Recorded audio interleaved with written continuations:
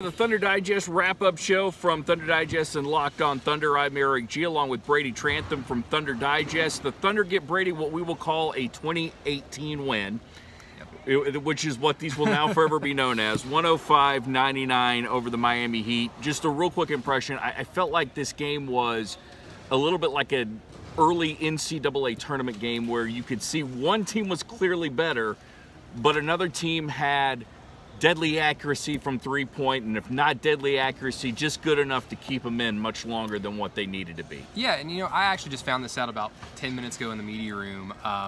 The game, like he said, it was like an NCAA tournament game.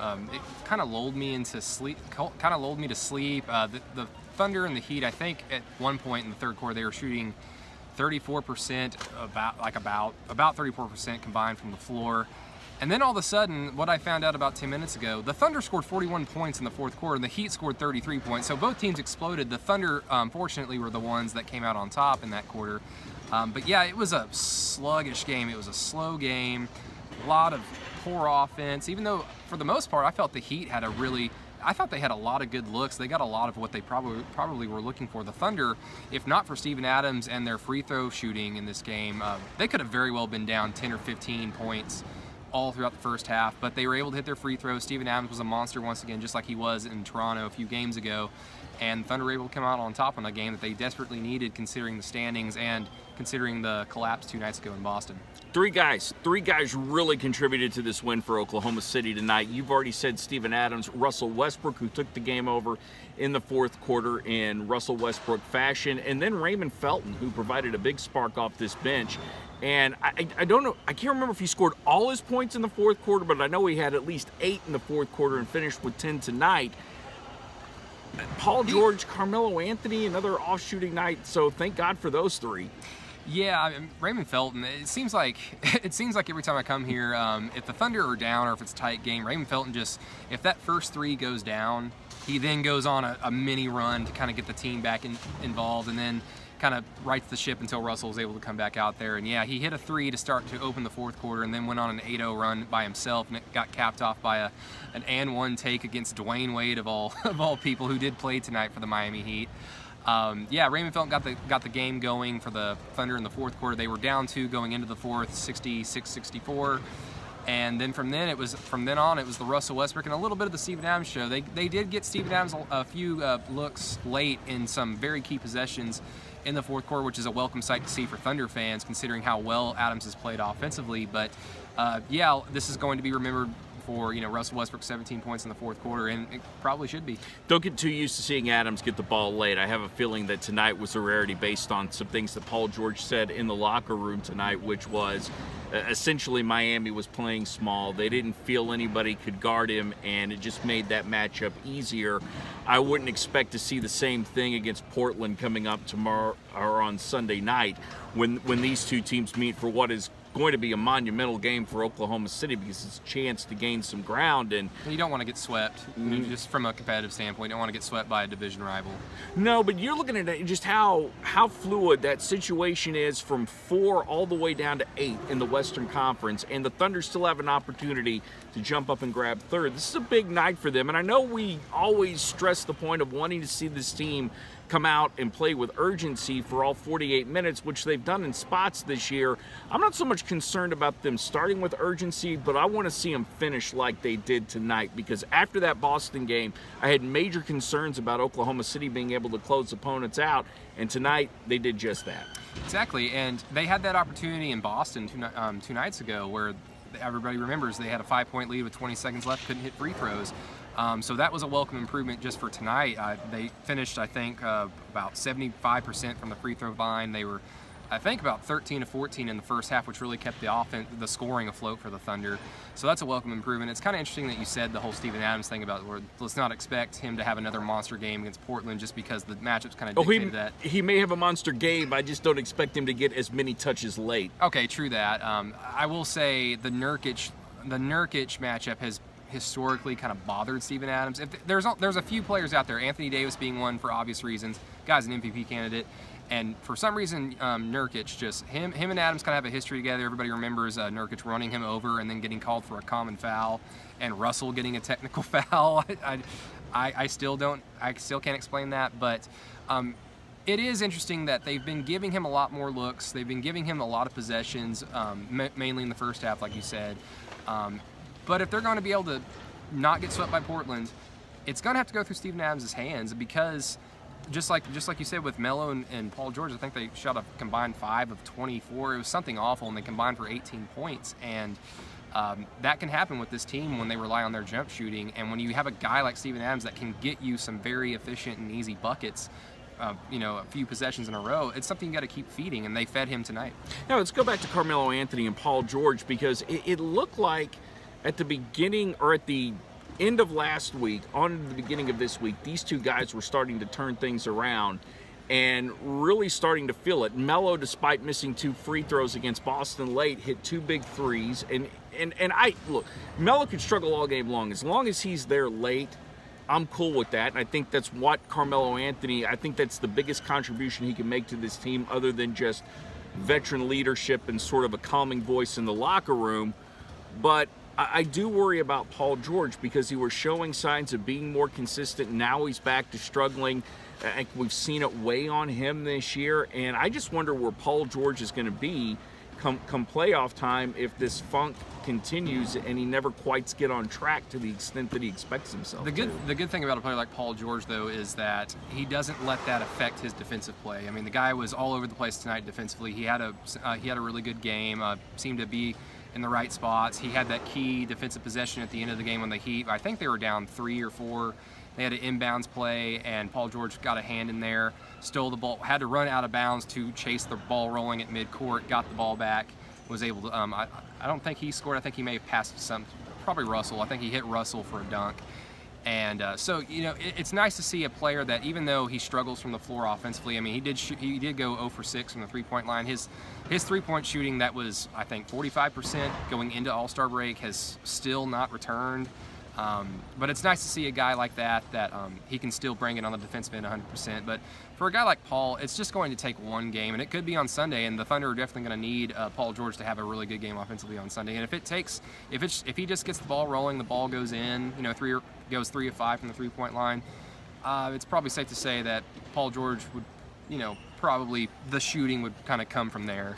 Well, one thing that we'll definitely talk about on the G League podcast, which we'll either do tomorrow or on Sunday, which, look, it's a good thing. We're pushing it back, but trust me, it's going to be worth waiting for, is just how much the butt of the Twitter jokes Dwyane Wade was tonight. And Jeremy Grant got him so bad. I mean, it was right there, it was on that corner, and Dwyane Wade closed out on him, and he was facing us where we were sitting. And from Cloud City up in the press box, I could see Dwyane Wade's eyes just go, where is the help? I mean, because he knew the help wasn't going to come. Jeremy Grant just gave him one little dribble fake, went around him and just went under the rim and dunked it. It was, as a kid that grew up a diehard Miami Heat fan and a diehard Dwyane Wade fan, it was really awesome to see Dwyane Wade in person, but it was really kind of hard to just see, Father Time is undefeated. Well, we didn't even know if he was going to play tonight. He was a question mark coming in. And matter of fact, the Miami Heat game notes had him listed as out when they were printed earlier in the week, or actually they were printed on Thursday. And I wasn't expecting to see him. So just to get to see him in person again, it's always fun because it conjures up memories of what he used to be. But it wasn't just Jeremy Grant. He had problems keeping up with Terrence Ferguson tonight. If you notice, when we were watching him down here, he had sagged off Ferguson. He wasn't really playing him tight until Ferguson got the ball. Then Dwyane would get into defensive positions, and there's a lot of times that he would switch off. But there's a time when Dwyane Wade would have destroyed a rookie like Ferguson.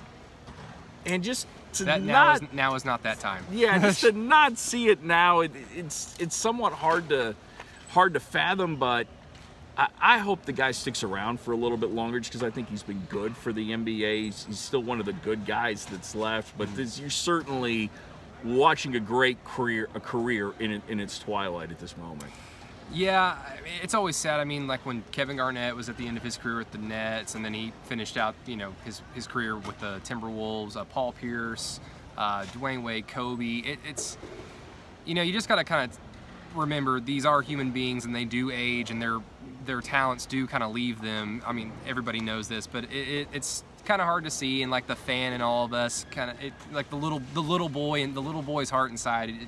You hate to see it, but at the same time, he can still contribute. He had a nice little run. I mean, he hit a couple of tough shots. I don't think he had one good shot tonight, but he knocked down a few.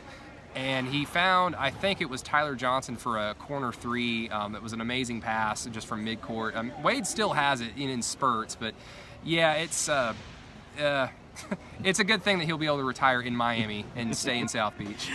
Best part of the night was Steven Adams not taking that wide open three at the top of the key. He gets the ball. It was Alex Abrinas that passed him the ball, right? Yes. So Abrinas' pass, if you didn't see it tonight, Abrinas passes Adams the ball at the top of the key, and Adams, we were sitting up in the press box. I would have given anything to be sitting like right behind Steve just to see what the look of panic was on his face, to see if his eyes were as big as silver dollars. But he looked a little stilted, didn't know what to do with the ball, and he passed it. And after the game tonight, he said that he would have gotten killed if he had taken that shot. But here's what I will tell you.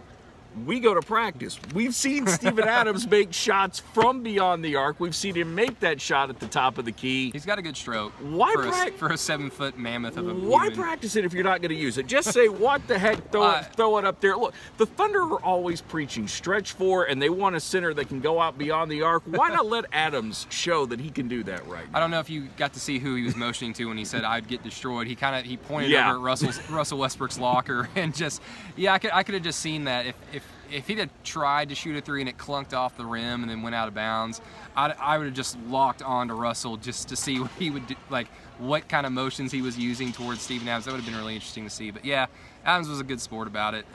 It was kind of a funny little moment. He's still and Steve McGehee. I think Steve McGehee would take that open shot. Steve would for hit sure. that shot. He or Carmelo Anthony are easily the best interviews the best two guys we get to talk to, because they always give you something. And today I talked about this on Locked On Thunder, but I wanted to, and this is another thing we should get into for the G League real quick. But when you hear guys decide that they're going to go off on social political issues, I'm cool with that. Where are you on that? Human beings, if they want to talk about it, they can talk about it. It's just a matter of if you want to listen to it. If you don't want to listen to that, then you can just mute it on Twitter. You don't have to listen to it, but these are people. Let's wrap it up talking about tomorrow night's game, or I keep thinking it's like midnight Saturday, but it'll be Sunday's game with it's sometime, it's someday with the Portland Trailblazers. Big game for Oklahoma City. Well, I will say, win or lose tomorrow, of these two teams, I still have more faith in Oklahoma City making a run in the playoffs. I just think the inexperience of Portland is to their detriment going into the postseason, and Oklahoma City has too many seasoned vets. So I don't see where tomorrow has any bearing on the postseason other than seeding. Seeding is obviously the big thing. Just confidence, because like I said, you don't want to get swept by Portland, because that's a matchup that Russell Westbrook relishes. He always seems to play ultra aggressive against Dame Lillard. They seem to bring the best out of each other. Nurkic, Adams as well. There are a lot of matchups, and even this year, just if you think about it, Melo getting tossed for that weird double tech in that first matchup in Portland. You don't want to get swept. You don't want to get dominated by a team that you're trying to catch in the seeding. And who knows, if the Thunder are able to get that victory, Portland's won so many games, they're bound to lose kind of a handful, 3 out of 5. And if that happens, if the Thunder keep winning, then they might find themselves backdooring into the 3 seed, which would have been a month and a half ago. What?